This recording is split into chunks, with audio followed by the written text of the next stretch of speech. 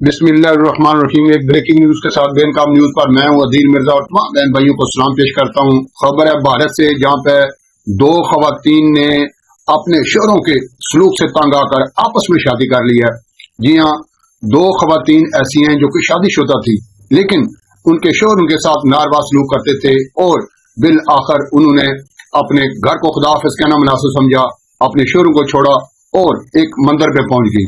ऐसा नहीं कि वो छुप छुपा कर या भागकर या किसी की आंखों में मिर्चें डालकर या धोखा देकर उन्होंने शादी की है, बल्कि उन्होंने एक अलग किया है, एक ऐसा काम किया है जो कि दुनिया से बिल्कुल अलग है। उन्होंने कुछ रिश्तेदारों को बताया, वहां पे एक शिव मंदिर है, वहां पे पहुंची और उन्होंने आपस में शादी की। ये क्या मामला है, ये सारा दिखाने और सुनाने जा रहे हैं आपको। देखते रहिए बेनकाम न्यूज।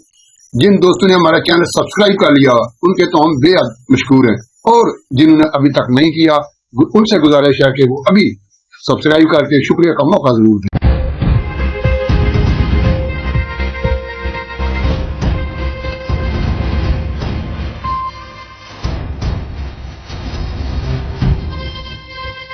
खबर है हमारे पड़ोसी मुल्क भारत से, जहां कुछ न कुछ अलग होता ही रहता है, बिल्कुल दुनिया से अलग थलग, और हम आपको इस हवाले से आगाह करते ही रहते हैं। एक नई खबर आई है, ब्रेकिंग न्यूज है आपके लिए, कि भारत में दो खवातीन ने आपस में शादी कर ली है। जी हाँ, भारत में अपने शराबी और बदमिजाज शोहरों से तंग दो खवातीन ने अपना घर छोड़कर एक दूसरे से शादी कर ली। भारतीय मीडिया की रिपोर्ट के मुताबिक वाकया भारतीय रियासत उत्तर प्रदेश गोरखपुर में पेश आया। कविता और गिंजा उर्फ बबलू ने शिव मंदिर में शादी की। दोनों का इंस्टाग्राम पर एक दूसरे से राब्ता हुआ और दोनों जल्द दोस्त बन गई। शादी करने का फैसला करने से पहले वो 6 साल तक एक दूसरे के साथ राब्ते में रही। दोनों खवातीन ने बताया कि वो अपने शोहरों के हाथों तशद्दुद का शिकार रही। एक खातून ने बताया कि उसका शोहर शराबी है, वो रोजाना उस पर तशद्दुद करता था।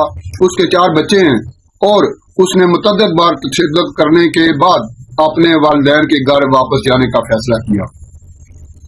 दूसरी खातून ने दावा किया कि उसका शोहर भी बहुत ज्यादा शराब पीता था और उस पर बेवफाई का झूठा इल्जाम लगाता है, जिसकी वजह से उसने घर छोड़ा। खबरसां एजेंसी पीटीआई के मुताबिक एक खातून ने कहा कि हम अपने शोहरों के शराब नोशी और बदसलूकी से परेशान थे। इसकी वजह से हम सुकून और मोहब्बत की जिंदगी का इंतखाब करने पर मजबूर हुए। हमने गोरखपुर में एक जोड़े के तौर पर रहने का फैसला किया है।